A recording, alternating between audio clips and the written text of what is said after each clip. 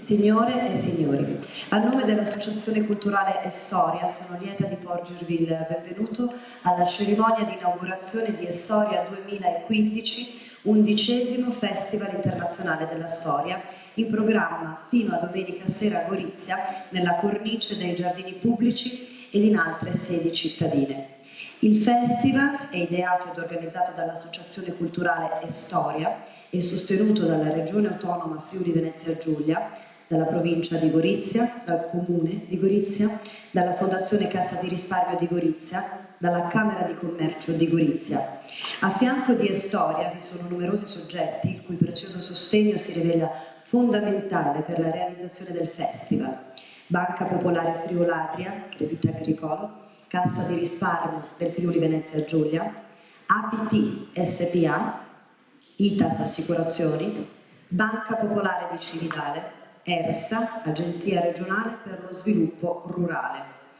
Rivolgiamo un sentito ringraziamento agli amici di èStoria che dal 2013 affiancano il festival con generosità e condivisione di obiettivi grazie alle sottoscrizioni delle tessere Senofonte, Plutarco, Tucidide, Erodoto e Sostenitore.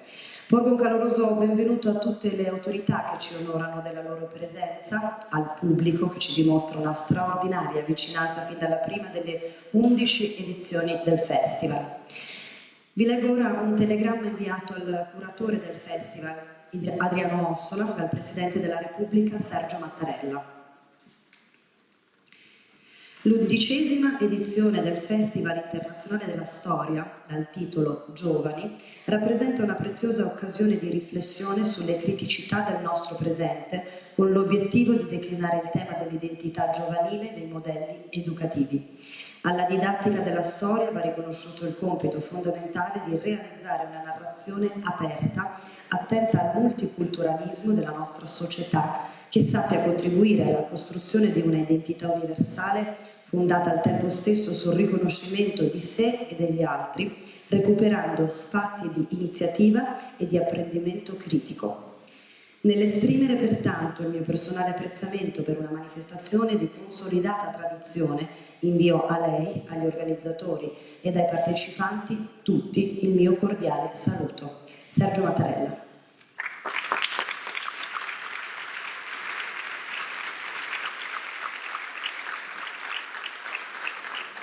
Invito ora a raggiungermi sul palco per un saluto il sindaco di Gorizia, Ettore Romoli,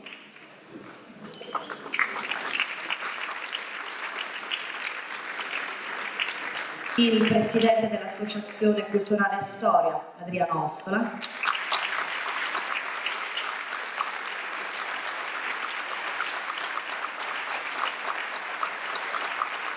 Gianluca Magris, presidente della Camera di Commercio di Gorizia, Stefano Ceretta, assessore alle politiche giovanili del Comune di Gorizia, Gianluigi Chiozza, presidente della Fondazione Cassa di Risparmio di Gorizia, Filiberto Zubico, direttore della Borsa Europea del Turismo della Grande Guerra, Samantha Ione, responsabile commerciale di Banca Popolare Friulatria, Giuseppe Morandini, presidente della Cassa di Risparmio del Friuli Venezia Giulia, Andrea Bannini, in rappresentanza del rettore dell'Università degli Studi di Udine, e Cristian Ciauli, assessore alle politiche agricole della Regione Friuli Venezia Giulia.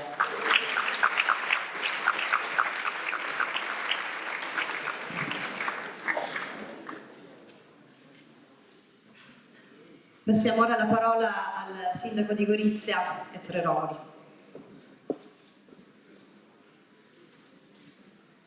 Ma anche al presidente della provincia di Gorizia, Enrico Gardietta, giustamente.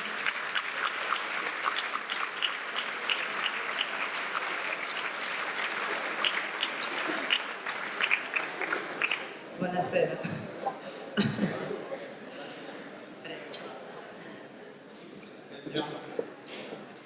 Buonasera a tutti. con un modesto ritardo previsto, inizia stasera il festival, l'11° Festival èStoria. È un avvenimento per la città di Gorizia di estrema importanza. In occasione della presentazione della tenda giovani organizzata dall'assessore Ceretta, ho avuto occasione di dire che mi sarei aspettato, era prevedibile che in questo scenario di celebrazioni il Festival èStoria venisse dedicato o al 100° anniversario dell'entrata in guerra dell'Italia nella Prima Guerra Mondiale o al 70° anniversario della fine della Seconda Guerra Mondiale. Ossola che in questa occasione ci ha spiazzato tutti. Ha evitato un argomento molto inflazionato e è passato al cuore di tutti i problemi della nostra epoca, cioè il problema dei giovani. Il problema dei giovani con la loro, che oggi appassiona sia il dibattito politico sia il dibattito culturale. Quindi l'operazione che è stata fatta è un'operazione intelligente, è un'operazione colta, è un'operazione dalla quale credo trarremo delle conseguenze importanti per noi, per i nostri figli e per i nostri nipoti. Grazie a Ossola.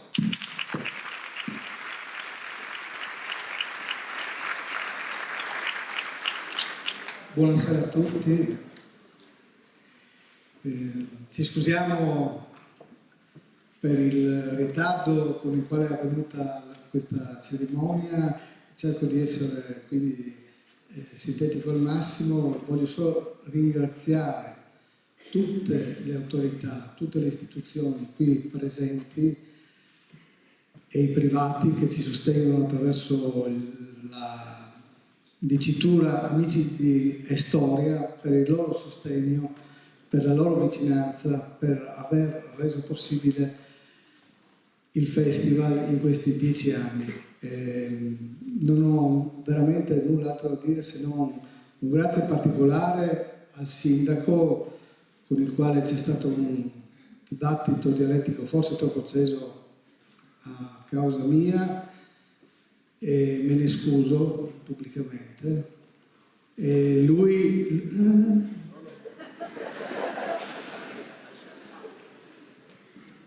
rassicurandolo che il prossimo anno sarà ancora più animata naturalmente la discussione, con un tema soprattutto politicamente molto più scorretto. Grazie. Un ringraziamento particolare.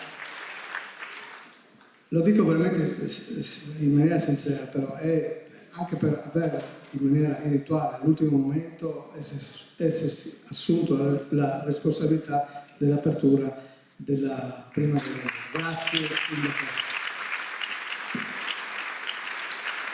Grazie ad Adriano Ossola, il Presidente dell'Associazione Culturale èStoria. Diamo ora la parola ad Enrico Verghetta, il Presidente della Provincia di Gorizia. Ma io pensavo che le province le chiuderanno fra un anno, quindi insomma, so che volevate fare una cosa anticipata, ma per un annetto ancora dovete sopportarci. Io penso che finalmente apriamo èStoria, dopo tante polemiche, ma è una edizione che sicuramente avrà grande successo. Speriamo tutti che vada tutto bene nei prossimi giorni, perché èStoria merita questo e altro. È una grandissima vetrina ed una grandissima iniziativa, e penso che in pochissime parti d'Europa ci sono centinaia di persone che si riuniscono per sentire parlare di storia, e questa è una cosa sicuramente che fa piacere, non può che riempire il cuore. Oggi il tema che è stato scelto, che è quello dei giovani, mi fa pensare solo una cosa. Prima eravamo fuori, c'era la banda della Pozzuolo e alla fine hanno fatto l'inno italiano. E mentre facevano l'inno italiano a me sono venute in testa quelle parole che ho sentito all'apertura dell'Expo a Milano, quando sapete che è stata cambiata una frase da parte dei giovani, dei bambini, che hanno detto: siamo pronti alla vita, l'Italia chiamò. Ecco, secondo me lì c'è tutto, cioè i giovani non sono un problema, sono il futuro, sono la risorsa, e noi dobbiamo fare in maniera di consegnare a loro un paese onesto, un paese ambientalmente sano e un mondo migliore. Sono sicuro che faranno bene. Quindi è un gesto di speranza e ringrazio Orsola per questa grande speranza che abbiamo nel futuro. Grazie.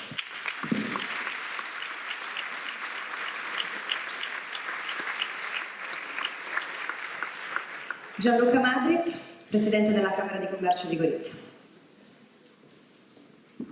Grazie, buonasera a tutti. A differenza del Presidente Gherghetta che ha detto che chiude, io invece oggi ho voluto aprire. La prima, credo la seconda occasione che la città di Gorizia e i visitatori raccoglieranno nel poter visitare quelli che sono i palazzi della Camera di Commercio. È stata un'iniziativa nuova che ringrazio Adriano aver accettato subito, perché è un bene della città, è un bene a disposizione di tutti, quindi un palazzo di vetro, un palazzo aperto deve essere aperto a tutti. Secondo un ringraziamento lo faccio senza falsa retorica, perché è stata un'emozione forte stamattina vedere tanti ragazzi che giravano per la città, lo staff di èStoria. Ringraziamo, siamo sempre autoreferenziali, ci ringraziamo di quello che facciamo. In questo caso io mi sento in dovere e ho il piacere di ringraziare tutti quei ragazzi che sono anche in sala questa sera, che permettono che questa manifestazione, che è cresciuta in modo eccezionale nell'arco degli anni, e quest'anno la dimostrazione è avere allargato la sua prospettiva, la sua voglia di fare, e soprattutto grazie a tutti quei volontari, a tutti quei giovani appunto che si stanno impegnando. Quindi il successo ci sarà e sarà merito loro. Grazie a tutti.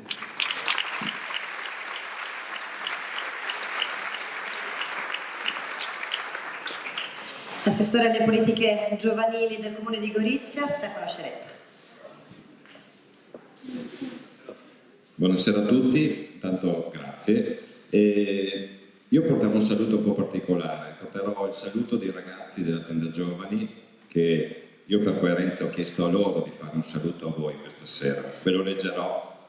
Vi prego di dedicare a loro, a questi giovani che lavoreranno in questi giorni, ma che hanno lavorato anche in questi mesi, l'organizzazione della tenda giovani a èStoria, che per noi, questo lo aggiungo io, è stato un notevole risultato che abbiamo raggiunto dopo lunghi anni di lavoro. La possibilità che abbiamo avuto di poterci inserire all'interno di una delle manifestazioni più importanti per Gorizia e per il Friuli Venezia Giulia, quale il Festival Internazionale di èStoria, si è rivelata fruttuosa. Abbiamo raccolto la sfida che ci avete lanciato e con impegno e dedizione vi abbiamo dimostrato di essere un vero e proprio scrigno pieno di idee, competenze e professionalità. Finalmente, dopo anni in cui siamo stati fruitori passivi del festival, diventiamo oggi protagonisti. Diverse realtà associative giovanili hanno avuto modo di incontrarsi e conoscersi, scoprendo di essere accomunate da un'unica volontà, quella di dimostrare il proprio valore e la propria importanza all'interno della società, non solo per il presente, ma soprattutto anche per il futuro, con la speranza che la collaborazione nata in questa occasione si cementifichi in qualcosa di più stabile e duraturo, che ci dia la possibilità di mettere a disposizione della collettività le nostre esperienze e competenze. Grazie.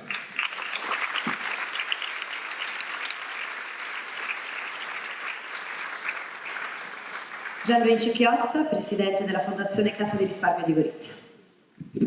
Buonasera, come dice il nostro slogan, le vostre idee sono il nostro progetto, così le idee della famiglia Orsola fin dall'inizio ci sono piaciute, siamo intervenuti significativamente in termini economici, ma senza interferenze in termini organizzativi, scientifici e di impostazione del festival. Quest'anno però abbiamo inteso inserirci nei programmi con delle iniziative nostre dirette. Una si terrà domenica mattina, ci saranno visita guidata alla mostra Oltre lo sguardo, che si trova presso la nostra sede di via Carducci e che rimarrà aperta comunque fino al 2 giugno.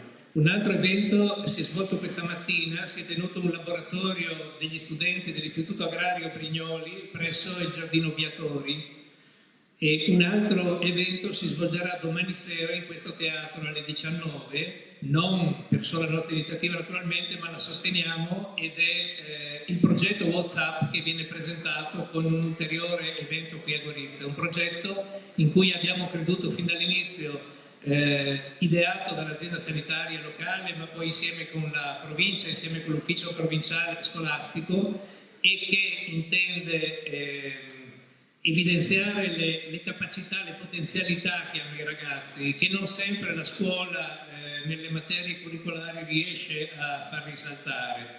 E come fondazione ci eravamo accorti negli ultimi anni che c'era una preoccupante inversione di tendenza nelle domande di contributo che ci facevano gli istituti scolastici.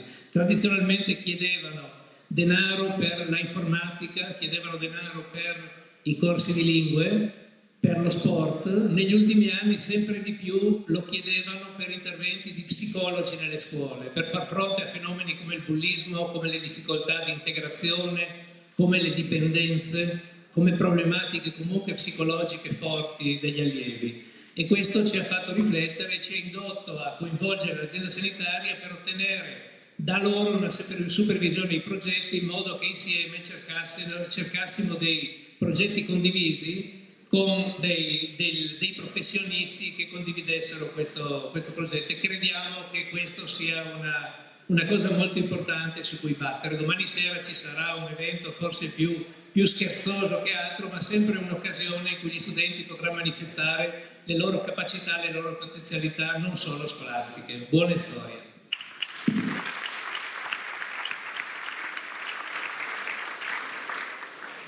Filiberto Zovico, direttore della Borsa Europea del Turismo della Grande Guerra. Non è arrivato, ok. Passiamo a Samantha Young, responsabile commerciale di Banca Popolare Friularia. Buonasera a tutti.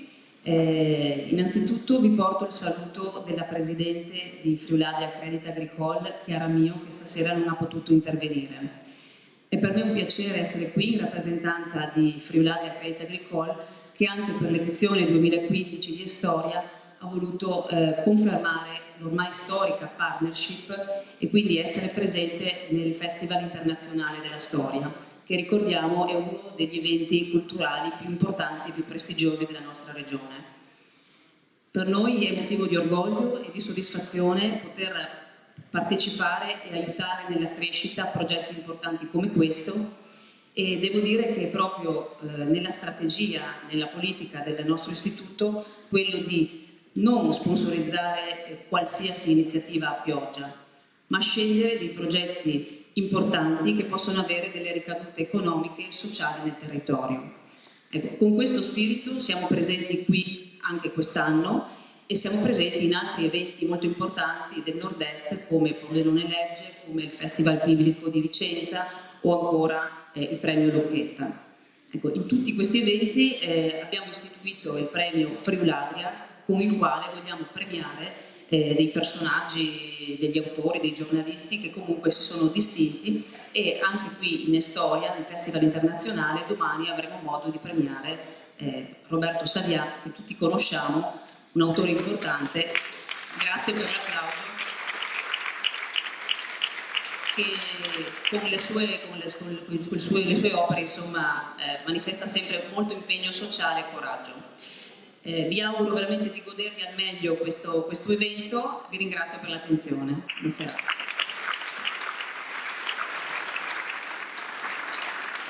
Giuseppe Morandini, Presidente della Cassa di risparmio del Friuli Venezia Giulia. Prego. Grazie, buonasera. I giovani parlano coi tweet, io utilizzerò 2 tweet. Il primo è per Adriano Ossola. Adriano, grazie di darci la possibilità di questa collaborazione. Questa collaborazione però è il secondo anno nel quale lavoriamo assieme, quindi è una collaborazione recente, è una collaborazione giovane, in totale sintonia col bellissimo titolo che è scelto. E sono sicuro che da questo titolo sarete capaci con questo evento di superare la retorica sui giovani e di uscire da queste giornate di lavoro con grandissime idee e grandissimi stimoli che devono venire da voi giovani alla nostra generazione. Forza giovani!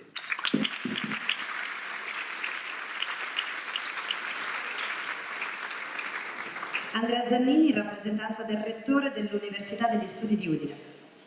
Buonasera a tutti, porto i saluti personali di Alberto Felice De Toni, Rettore dell'Università degli Studi di Udine e di tutta la comunità universitaria.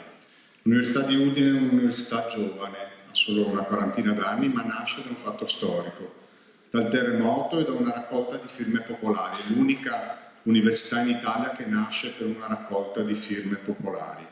Quindi per noi era naturale legarci a una iniziativa, un progetto, potremmo chiamarlo con un po' di retorica un sogno, quello di discutere di storia nella nostra regione. E è una regione attraversata dalla storia, come si può vedere camminando semplicemente per Gorizia.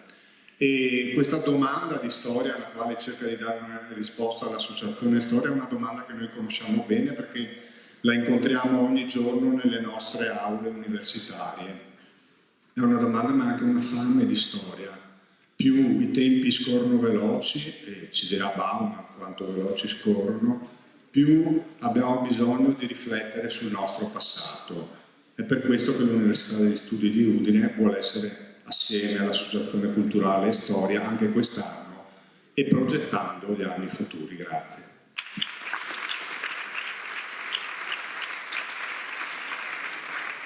Cristian Sciarri, assessore alle politiche agricole della Regione Friuli Venezia Giulia. Prego. Buonasera a tutti. Il saluto mio e della Presidente della Regione Deborah Serracchiani. Credo che ovviamente voi non siate qui per ascoltare noi, anche se ci fa piacere ovviamente portarvi il saluto delle istituzioni. Quindi, cercando di essere breve, il mio è prima di tutto un ringraziamento al professor Ossola e attraverso lui all'Associazione èStoria per questi 11 anni di grandissimo lavoro. Si è discusso molto di questa edizione, si è discusso anche di cose che secondo me non hanno a che vedere con èStoria. Io credo che questo fine settimana Gorizia sia èStoria. Gorizia sia il luogo del confronto, del dibattito, delle discussioni sui giovani contro ogni radicalismo e contro ogni provocazione. Gorizia questa settimana è èStoria.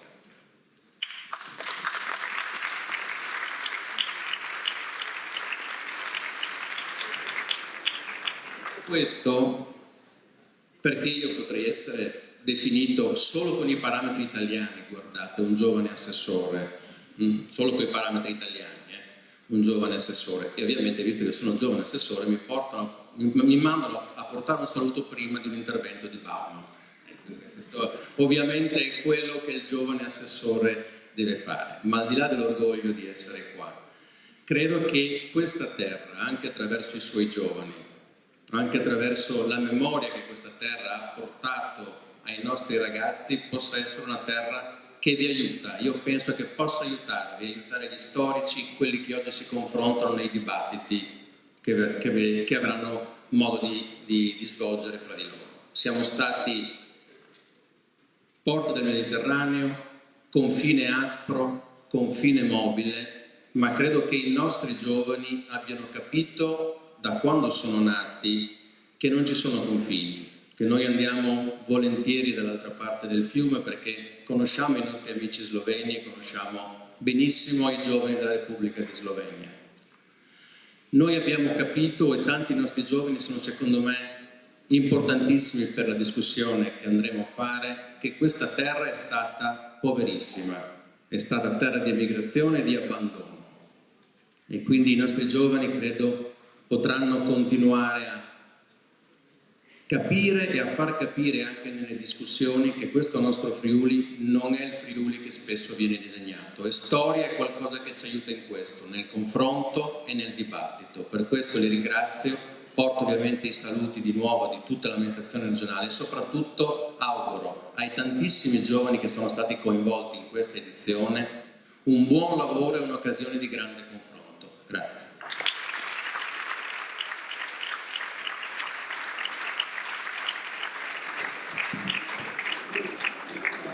Giovani, riflessi giovani, proprio il caso di dirlo, grazie. Io ringrazio tutte le autorità, potete accomodarvi in sala, recupero io il microfono.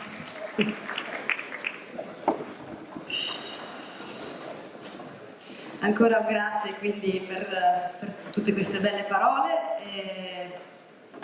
Direi che ora possiamo proseguire con l'attesissimo appuntamento, insomma lo testimonia questa sala piena, che ci rende ovviamente molto felici. Quindi sta per iniziare ora l'incontro intitolato Genitori e figli, allora ed oggi, un paradigma in cambiamento. Stiamo per assistere alla Lectio magistralis di Zygmunt Bauman. Signori, io vi voglio ricordare ancora una volta che se volete ascoltare la traduzione della Lectio del professor Bauman, di mettere sul canale 1 sui vostri apparecchi. Direi di accoglierlo con un bel applauso. Zygmunt Bauman, buona storia a tutti.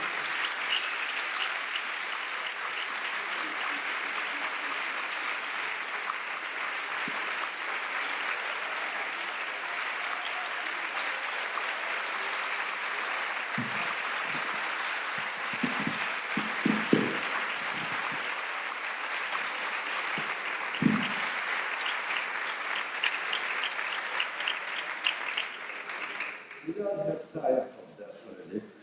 There are more important things to talk about, and the things are, as you probably know from the program of the conference, the fate of the contemporary young generation. Well, ladies and gentlemen, friends, humanity, let us hope, is immortal, but it achieves its immortality by a very curious mechanism, by mortality of every single member. We are all mortal, we all know that we have time to go from here to there, and at some point we have to stop. What's happening later? Later, other people take over and continue or change, reform, criticize what we have done in our life. That's a very banal statement. Everybody knows about it very well. But what follows from this mechanism of human immortality, or immortality of humanity, is that there is a succession of generations. The newly born people, in some way, to greater or smaller extent, depending on the time of history, differ from the predecessors. They are different even in the composition of their genes, but above all, they are different from the point of view of the kind of a social setting in which they were born and brought up and collected their life experience and drew conclusions from this collected experience. So there is some sort of a tension between the previous generation and the later generation. But this tension acquired over the human history different shapes. For most part, for the longest part of history of humanity, the relationship between successive generations were the relationship of reproduction. The next generation reproduced the kind of life in which previous generation lived. It changed in modern times. It changed in modern times, and it has been changing all the time on an accelerating pace. The change became deeper and deeper and deeper. I will limit myself not to telling you the whole history of humanity, we have no time for that, but I need to mention the story of the post-war generations. Most generations after the war, they were given by analysts different names. First there was boom generation, an enormous amount of people brought into life after horrors of the Second World War. and they were busy in recreating, in a sense, the foundations of their life, bringing the world from ruin to, well, agreeable, acceptable, and durable place in which they could develop their life. Then, about 1970s, the situation has changed. The boom generation, the generation which survived the Second World War together, they achieved quite a lot. You don't, most of you who sit here, perhaps even all of you, don't remember these times from your own living experience. You know it from stories told to you, or from books which you read. But it was a time when it was a very optimistic time, optimistic. People were believing that they are able to restore society to a reasonably good condition, and that there will be a progress. The each generation will be taking the point of arrival of their parents as their starting point. They will start from there and go further on. Forward.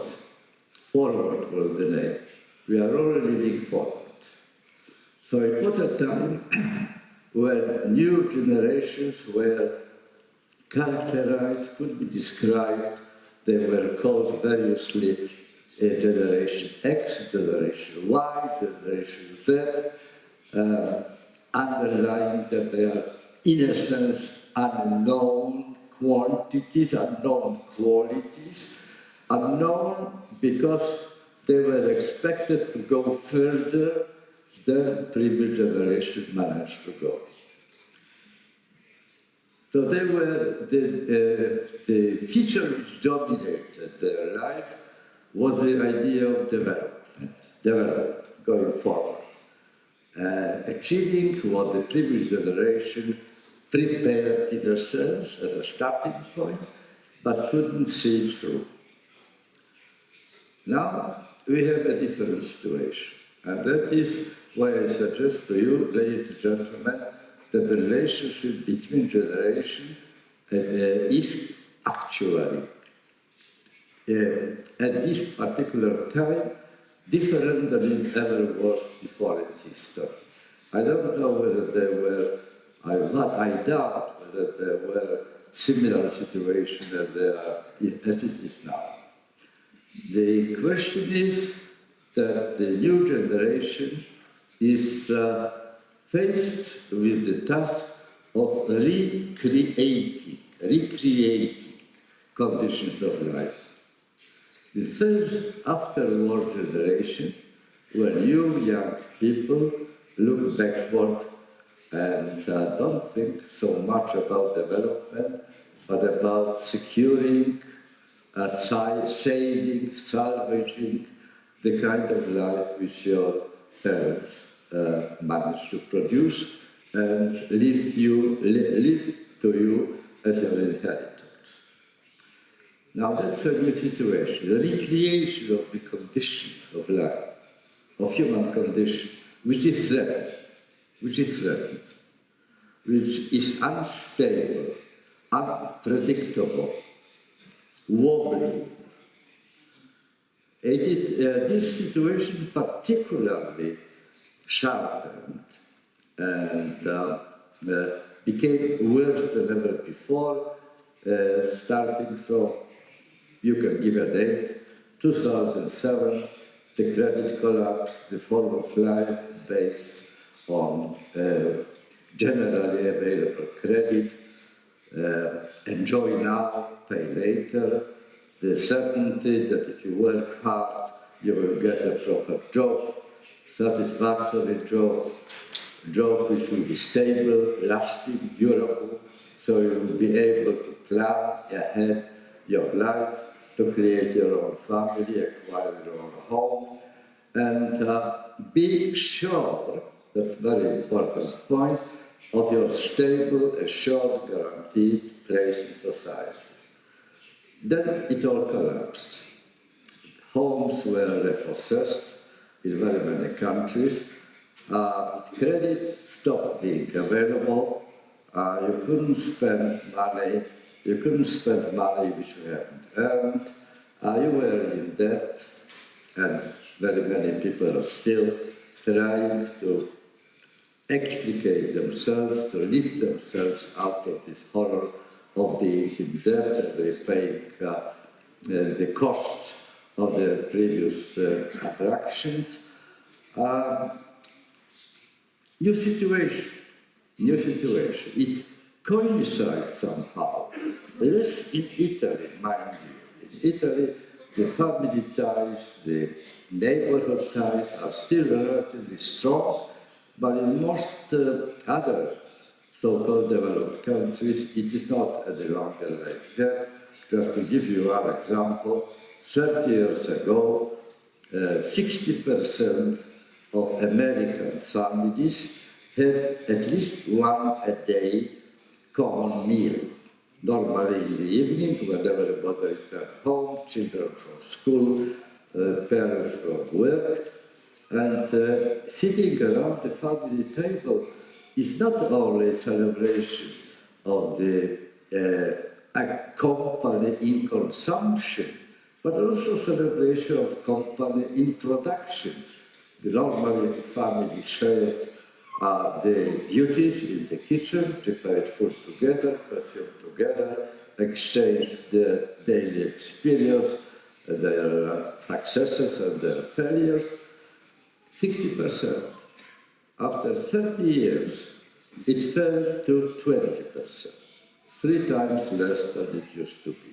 It is just one signal, one aspect. I don't want to bore you with all the quantified accounts of the weakening family ties. But what it means is that the feeling of belonging,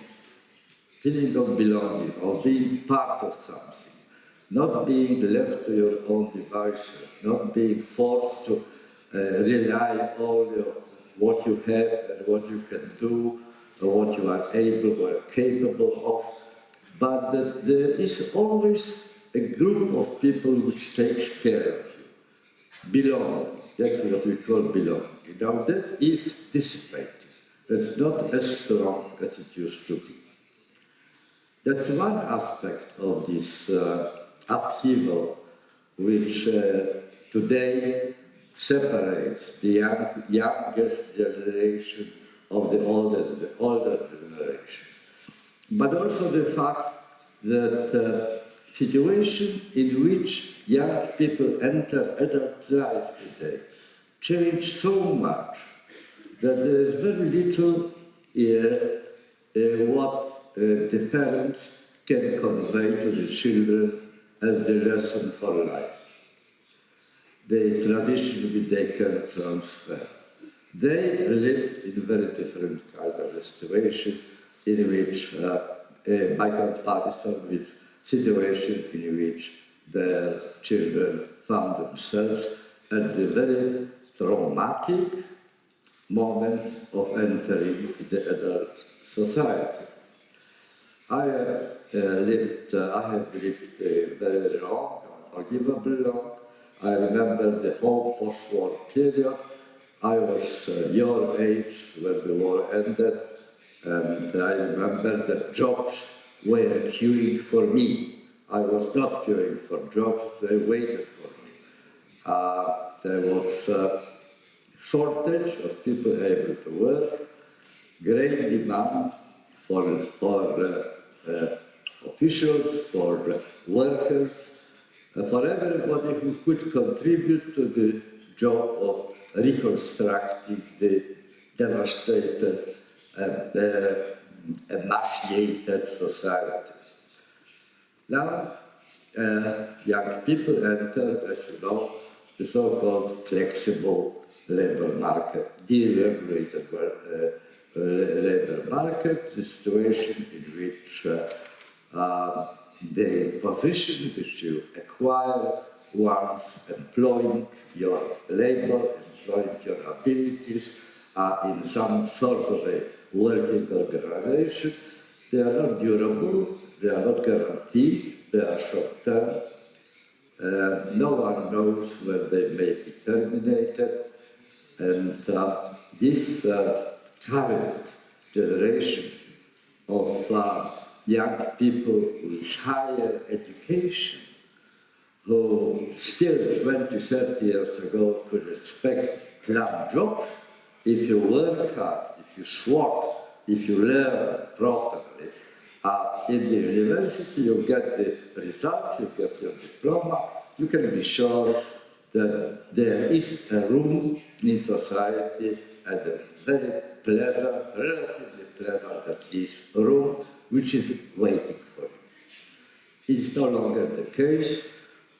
All over Europe, about 50%, sometimes even more than that in some countries, of people who graduated from the universities are now still looking for jobs, and even those who find them very often take a job which has nothing to do with the skills with the acquired in this current job in the universities. So what is the characteristics of the present young generation, resulting from all these developments, all these changes in the social situation? Well, it could be conveyed in one word: situation of uncertainty. Uncertainty. Insicurezza, if you wish. You are just unsure what's going to happen. You are too timid, too frightened to plan the life as a whole.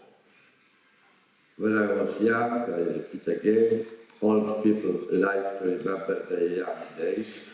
We all learned from Jean-Paul Sartre, the great French philosopher, that the secret of successful life is to create for yourself very early in your life what we call projet de la vie, project for the whole life.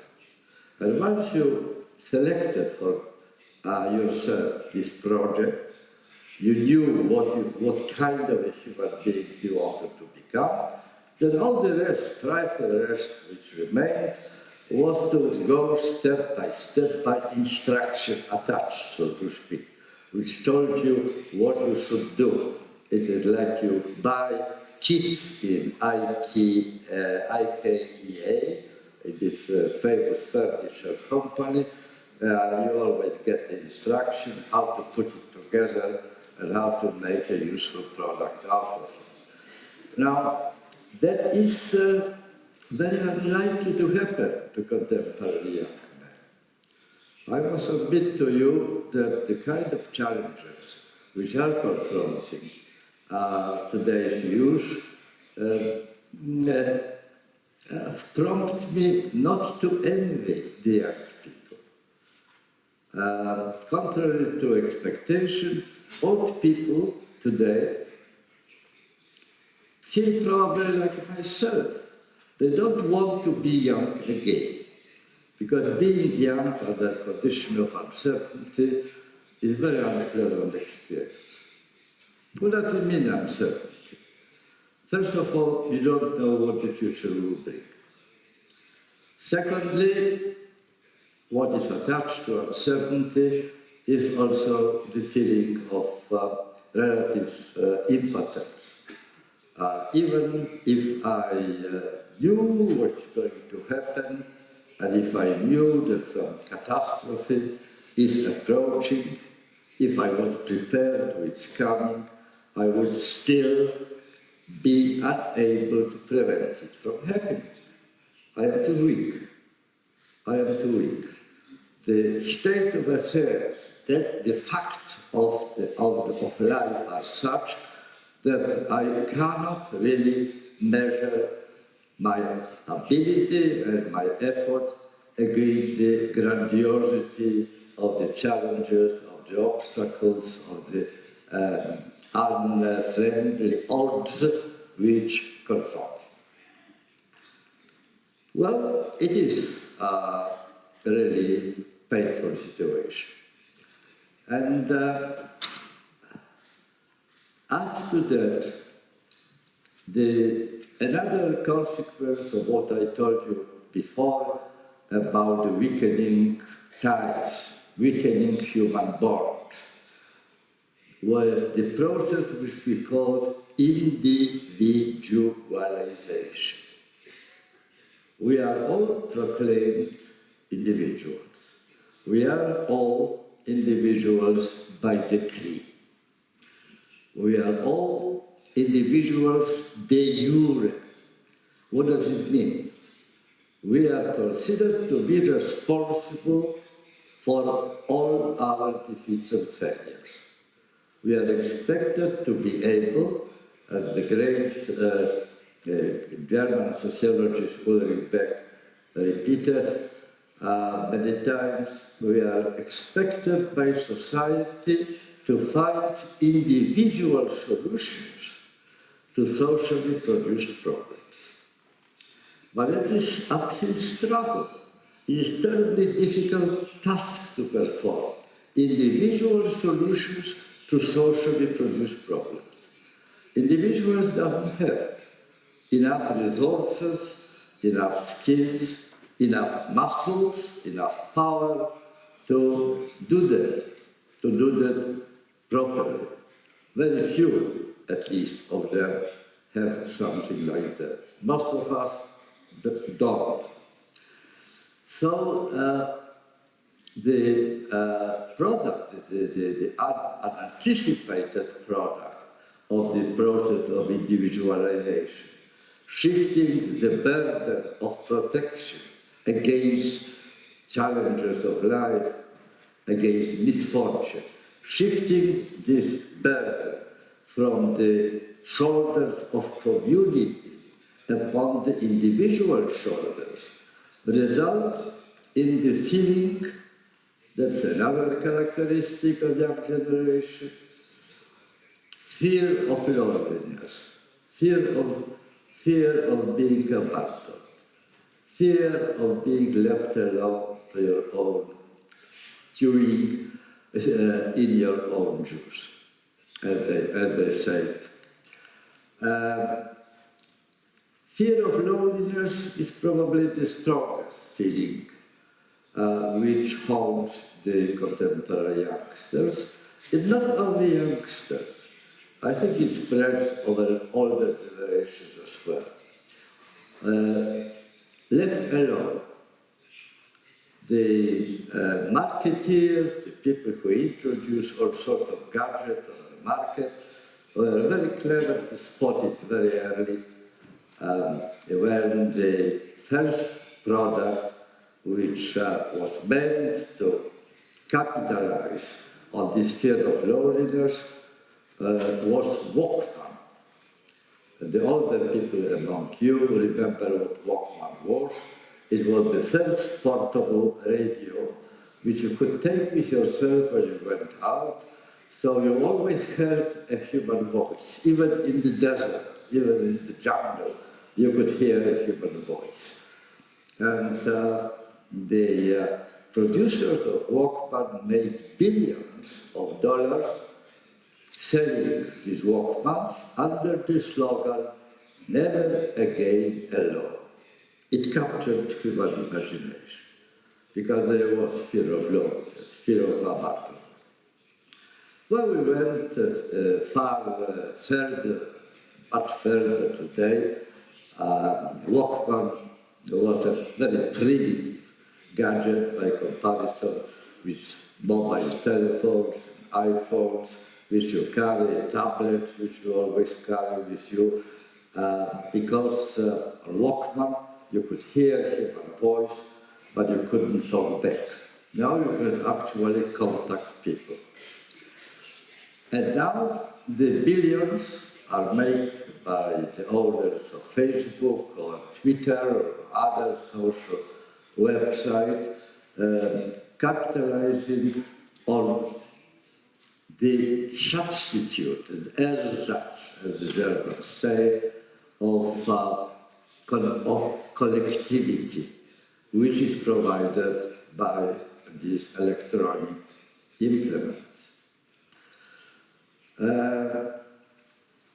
When you have your mobile telephone, and I'm quite sure that something like 90% of people present in this room have them now in their pockets or in their bags. Now you are, and if you have it, you are never alone. You are never alone. There is always somebody somewhere in the world at any time of the day, 24 hours a day, 7 days a week, to whom you can send a message, even speak on Skype, and be answered. The feeling of the fear of being lonely is stifled, is put on the side shelf, on side burn. It doesn't mean that you stop being alone, but you don't have time to feel alone. Because always whenever you do that, you know it from your own experience, you can emerge from this feeling by contacting some other human being. We have moved today from collectivity to the state of connectivity. I would put it this way, that we are all, to greater or smaller extent, loners, but are loners who are constantly in touch. It doesn't resolve our problems. Having even a couple or 3 or 4 gadgets of this sort, you are not stopping being responsible for your own fate, and you are not prevented from finding out that this responsibility is very, very heavy burden, which not everybody can easily carry on his or her shoulders. So you don't resolve the issues, but you stifle them. You don't remember about them for the time being in a state of connectivity. Well, the uncertainty, I repeat once again, is caused by the fact that there is a discrepancy, a great distance between what you can do and what you can achieve. I gave you already a few examples. One crown example, of course, is the lack of coordination between the effort you put into learning, into developing your skills, and the effects of all that which you get in the form of the place in society. Discrepancy. And you can't somehow build a bridge over this distance between your own effort and social results of those efforts. Therefore, to the feeling of impotence, you can add another feeling, feeling of inadequacy. If you try hard and nothing comes, if you wrote 100 applications for a job and 90% didn't answer even your application, and the others informed you that unfortunately the job had been already taken, then you have the humiliating feeling, I am not up to the task. I am not a good kind of person. It is a blow in your self-esteem. So the third threat, apart from ignorance and impotence, it is threat of inadequacy. All of them combines to a rather unpleasant state of affairs. All that, add these three things together, and what you get in conclusion is the fear of exclusion. Exclusion. Other people live ordinary life, they somehow manage, they didn't stumble, they go ahead. I can't do it. There's something wrong with me, and I am excluded with the general common life in my society. Fear of exclusion, fear of being declared redundant. That's a new phenomenon. You don't remember that, but the word was not used 40 years ago. It's a relatively novel introduction to the common language, redundancy. The word which was used at the times after the war, which I remember, was also a very unpleasant term. Unemployed. Unemployed people happen to be there. Not very many, mind you. If one went to work to Fiat, Pirelli, Olivetti, they could be pretty sure that they would stay there for the next 40 or even 50 years until the end of their working life. The job is stable, lasting, durable, in a sense even guaranteed. But of course there was unemployment. But the very term unemployment, if you think of it, already proclaims that the norm for life is employment. By adding this prefix "un" to employment, the word signaled abnormality of this condition. And abnormal conditions is a condition which needs to be repaired, compensated for. So in this negative word there was also the element of hope and promise. Government after government coming to power promised its electors they would be fighting for full employment. Full employment, 100% employment. Well, no politician today would dare, under the conditions of deregulated market, exempted from political control, no politician would dare to make such promise. Instead, when you are deprived of your job, sometimes job which you performed for the last 30 years, you served company for 30 years, suddenly you find yourself out of job, you are proclaimed redundant. Redundant is altogether different kettle of fish. Redundant means that you are good for nothing. You are the person for whom there is no room. You can't be used. And that is the clinching, humiliating condition which I can think of, to be proclaimed redundant. Well, if you really think about the idea of redundancy, that you will draw conclusion that the society, the world will be so much better if you somehow disappear from view, if you stop to exist. Because you don't contribute, you only draw from society is able to give you.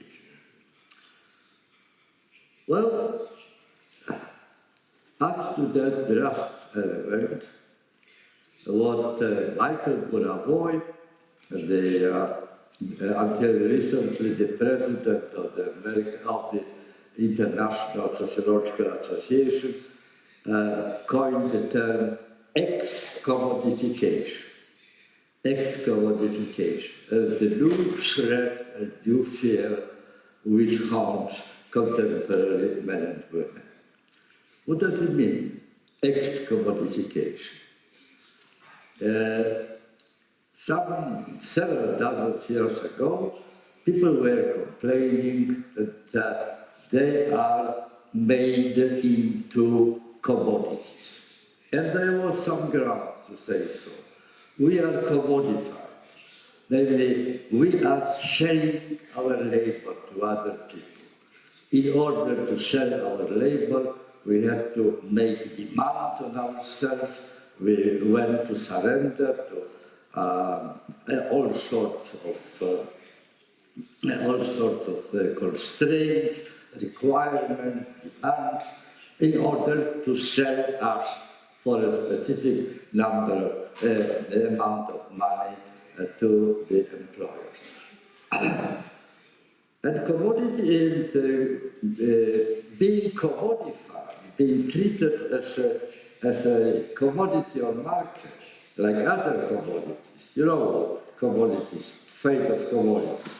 If you don't like a commodity, if it does not meet your expectations, you just, without any guilty conscience, throw it away and replace it with something else. And obviously, we are all objecting against being treated as a commodity. But suddenly, says Michael Burawoy, I repeat after him, it has been discovered by young generation that there is even worse lot than being commodified.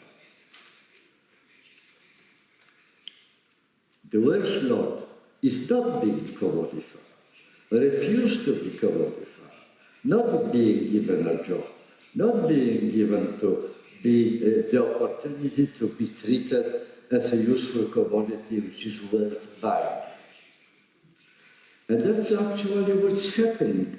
I'll give you the quite recent example from the country from which I come here, from Great Britain. The new Conservative government under Mr. Cameron, the Prime Minister, proclaimed its intention to allow the police to confiscate, to seize the money earned by illegal workers. Well, illegal workers, you are not illegal workers, so you think that it doesn't concern us, who are legally citizens in our own country. But that is the one hole through which the new attitude is entering into the practice of labor relationship. Those people, they are formally illegal because they didn't receive certain documents from a certain authority. Now those people were working, and they were paid for labor they saw. But they had no right to be paid because they have no right to sell their labor to other people. Decommodification. Now the rising unemployment which very many governments try to reduce, but without much success, is coming from this very fact. It is the process of ex-commodification, decommodification of labor, which is now happening in the world. Now take it all together, and you will see that this sort of challenges is a novelty. The older generation did not experience these sort of things. It is a new situation. And that, I suggest to you, explains to a very great extent why there is weakening or even falling apart communication between older and younger generation in contemporary society. The connection is much weaker than it used to be in the times of young people engaged in reconstruction, continuation, development, and therefore were united organically with the environment, with the community, with the wide family to which they belong. Well, that's one aspect of the story. The second aspect of the story I would like to explain, I would like to present to you, is the question of the new kind of social morphology in which the younger generation found yourself. I hardly see your faces here because I'm playing an actor on a theater scene, and in a theater normally the auditorium is kept in the dark. Actors can do it, they can speak, they can play to the void. I don't know how to do it, I'm not used to it. I'm used to speak to living beings and read their faces, how much bored they are with what I'm telling, but I can't say that. But I think that great majority of you don't remember times when there was no Facebook. Was there life before the Facebook? That's a question which is very difficult to answer to very many young people. Facebook, as I told you, was a godsend gift to people feeling loneliness and abandonment. Suddenly, the neighborhood in which you could connect expanded tremendously. And not just the old-fashioned way, sort of neighborhood, but a new kind of neighborhood which in very many respects is a great advantage over the previous one. Why? What is the advantage about? The neighborhood recently had the structure to start with. Normally, you called it my community to which I belong. I belong to community. Community is not my creation. I was born into it. I am therefore obliged, really, whether I like it or not, to obey by the rules of the game, which community dictates. Community watched me. Community knew its members and noted very carefully their behavior. If there was a deviation, if there was breaking of the rules, well, they were punished. That is what you call constraint. If we don't obey, we are penalized. That means I am constrained. I am not completely free. That was the old-fashioned belonging. Belonging came together with limitation of your freedom. But Internet not only expands the area of your connections, of your connectivity, where you can apply it, it also changes its nature. There is a great difference between collectivity and collectivity. The great living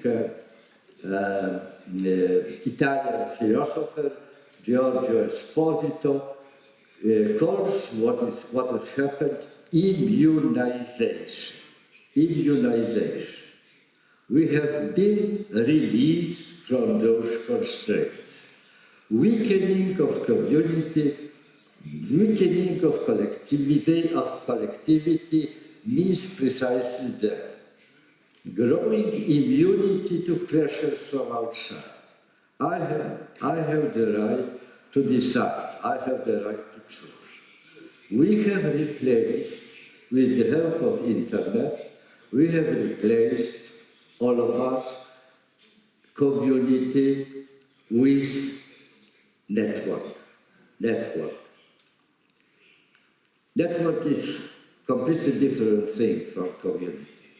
It gives you some sort of a vague feeling of belonging somewhere. But in fact, you don't belong to your network. Network belongs to you, and that is the great advantage. Network, unlike community, is not self-continuing, self-recreating, self-reproducing reality. Network is constructed and reconstructed at will with two actions, connecting and disconnecting. Both are childishly easy. Everybody can do it without much effort, just with help of your fingers. You are pressing the right kind of keys on your keyboard, and you can either connect or disconnect. The second, my dear friends, advantage of internetization, so to speak, of our life, was the access to the public arena. One of the elements of this abandonment, of being left alone, loneliness, exclusion, and so on, is the barrier of access to places where the action actually is, where things are done. The public scene, the public arena, to be shown that I exist, to be seen, to be recognized, to be accepted. Still 20, 30 years ago, if one wanted to be seen, if one wanted to be noted, if one wanted to make an impact, one had to beg favors of big companies. Well, you can appear on television, but only if you are invited to television studio by television corporation. And it is a very difficult thing to achieve. Very few people could. Or if your face is put on the first page of a glossy magazine, on the cover of glossy magazine, or if you are written about in a newspaper. But there as well, initiative is not yours. Somebody must spot you. Somebody must decide that you are worthy of being made a publicity of. Now it is no longer like that. With the help of internet, you can send 500 Twitters in a few minutes. So there are many people who theoretically are able to read your message. You contributed to the amount of information and to the tremendous volume of information which is available publicly. And therefore, who knows, perhaps a stroke of luck will come your way and you will be able to join the public affairs as well. The other way, the other problem, of course, is whether it will have some impact on the state of affairs, whether it will really achieve what you wanted to achieve, change something in society to the better. That's something different. Probably in very few cases it will succeed. But nevertheless, the feeling is there, the satisfaction is there. I am seen on television, I have a blog there, I am participating in forums around this or that public discussion going on. Perhaps I will make an impact. This is big relief.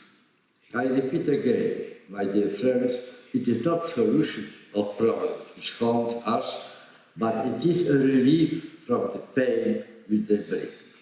There is some substitute, some satisfaction that I am not sitting idly. I am doing something about it. I am doing something, perhaps, whether it will catch or not, it is beyond my power, beyond my control, but so far as I can, I really do everything in order for that to happen. Well, these are the great positive novelties which make life relatively easier. Mind you, ladies and gentlemen, the whole history of modernity is the history of the struggle for less discomfort, less inconvenience.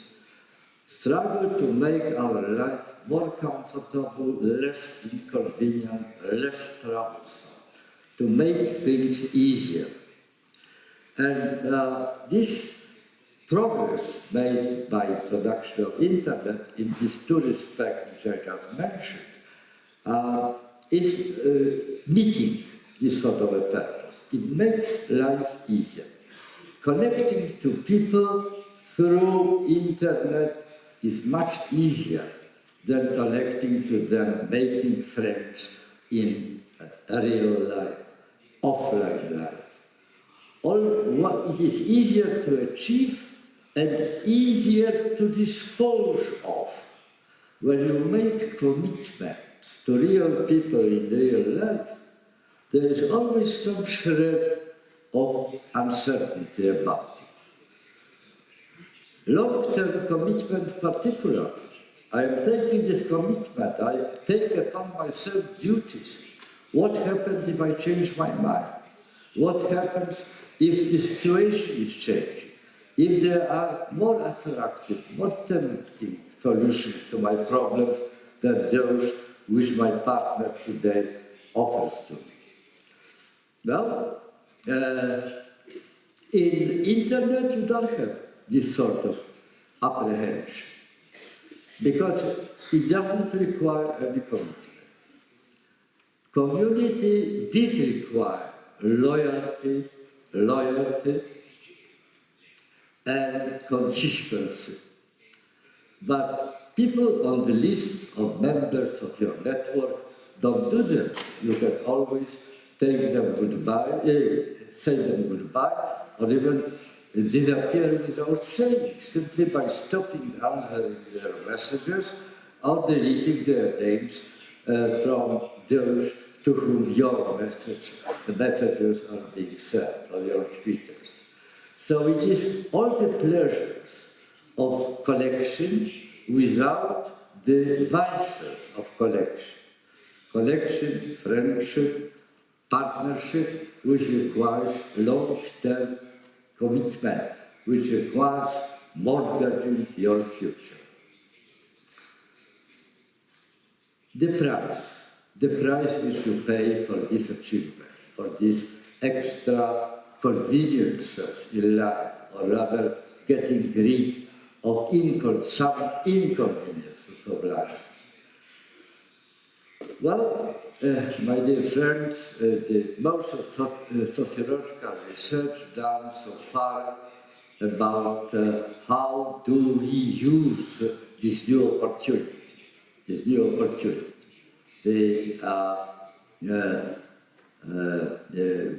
opportunities which are offered only by internet, by World Wide Web of contact with people. The hopes which were invested in the internet when it was introduced was that it will immediately, right away, miraculously, by the magic wand, make us feel members of humanity as a whole. You open our eyes. We will suddenly see people, how different people, other people, of whom we knew very little, if anything at all. We see their way of life. We will try to understand it. We will try to juxtapose our own habits, our own customs with theirs. You will see above the normal, ordinary divisions between culture, between faith, between traditions, between historical memories, and so on. The hope, in short, was that internet will create the technical foundation for unification of humanity. Well, social research shows that the truth is exactly the opposite. Most people using internet do something which they cannot achieve offline. in ordinary life. Offline, in ordinary life, where you go through the street, where you go to the place of your job, where you send your children to the school, you cannot fail to notice the differentiation of the ways of being human. You see people which behave differently, which go to different kind of tempo, which have different values, even different preferences, and you have to engage with them in some sort of exchange, because they are your workmates, or your neighbors, or they are the classmates, the schoolmates of your children. So you have to face the fact of differentiation, diversity of humanity. Not online. On online you have the luxury of switching off unpleasant sights and unpleasant sounds. If you come across a website which you don't like, you can always just switch it off and switch to another channel, to another website. You are able, in other words, to cut for yourself a comfort zone. Comfort zone. Comfort zone, a zone in which you encounter only like-minded people. People who believe in things which you disbelieve in, people who hold dearly values which you dislike, and so on, are simply absent from there. They are not attending your network. They are not part of your network. Something which you can do in the street, something which you can do offline. Now, that means that in the course of time, because you are surrounded 9 hours a day, according to the investigation, each of us, on the average, we spend 9 hours a day in front of a screen, not talking to real people, of flesh and bones, but addressing a screen. Now, in this 9 hours, which is quite a lot, considering the duration of the waking time in average day, we are not facing the need to engage in a real dialogue. The real dialogue, where you have to defend and also, on the occasion, look critically on your own beliefs, and you are willing or even forced to listen to other people's beliefs, to other people's arguments, and you are taking the risk of being found wrong in the course of this discussion, this dialogue. And who of us, hand on heart, would like to be proved in the wrong? We don't like it. So it is, when you are engaged in a real dialogue, you have to be prepared for a risk. What happens if you really are found that what you believed is wrong and what other people believe is much better grounded than your own?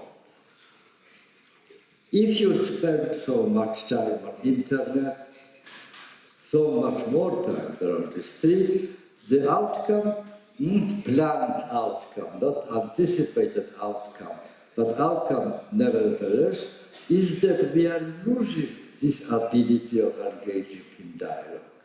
We prefer our comfort zone from the real life, which is full of risk. And that's a very dangerous phenomenon, not only to internet, for internet users, but for society. Because, ladies and gentlemen, our society, far from becoming uniform, collectivity of like-minded people, is more and more diversified. People are migrating People are wandering from one country to another. Big cities are becoming collections of diasporas where believers in different gods, people with different upbringing, with different cultural traditions, with different historical memory, come to live next door to each other on the same street, meeting daily. Now, that situation requires readiness for dialogue and ability to engage in such a dialogue. The internet does not favor this sort of development. On the contrary, it gives us shelter. The pretension, the fantasy even of being exempted, being immunized, as Giorgio Esposito would say, from these pressures of realities around us. We are free from the duty of engaging in dialogue. I don't know whether you heard about gated communities. I don't know whether Gorizia has already gated community, 1 or 2 or 3. If it doesn't, probably it will have. In virtually every big city, you have gated communities. People who can afford it are renting flats in an enclosed, fenced-off territory in the city. There are guards standing at the entry. There is closed-circuit television, which watches whether the strangers, unwanted strangers, uninvited strangers are close, to keep them away. It is not panoptical, with the word which you use to describe the enclosed system of watching people and keeping them in place. It is, on the contrary, ban-optical, prohibition, ban-optical. It is the system of vigilance, system of surveillance, which is meant not keeping people in, but keep undesirable people out. Now, the comfort zones which we create for ourselves, or tend or try to create for ourselves on the internet, are replicas of this sort of gated communities. And that is, that's put me in the nutshell, a great danger. Under conditions of diasporization, from which there is no retreat, it is part of life today in the world. Whatever the politicians say, whatever they promise, they won't achieve it. There is a special conference going on in Lectio at the moment. Head of departments came to discuss what to do about this situation. Well, for many reasons for which there is no time to discuss, that is not likely to be achieved. I'm telling you all that, and I'm already finishing, not in order to draw final conclusions, because there's no time for final conclusions, and besides, I'm doubting, not only now, but all my life, whether something like final conclusion really exists. Conclusions are all temporary until further notice. That is because the conditions of life are also flexible. I call them fluid or liquid. They are changing all the time. And you may believe that what you decided today is the final conclusion, the final finding, which won't be revised. But in fact, you won't wait long to find out that you were mistaken in this case. So I'm not drawing ultimate conclusion. I was just trying to make you aware of the kind of situation in which you find yourself. Kind of a situation of the young people, above all, because they are direct victims of whatever happens today, but also to their parents and to their neighbors, their older people whom they know and whom they make their friends, the questions of communication with them. And communication between generations, older generation, younger generation. I started from that, and I want to finish at the same point. It's becoming more difficult than ever before in human memory. The two words, one inhabited, inherited, entered into and birthed by the contemporary young people, differs very, very considerably from what we, the older people, went through, what we remember from our own experience, and what we try to manage in the course of our life. Mutual understanding, this dialogue, which I mentioned a moment ago, is also necessary not only between people of different cultures and different races, different nationalities, and different habits.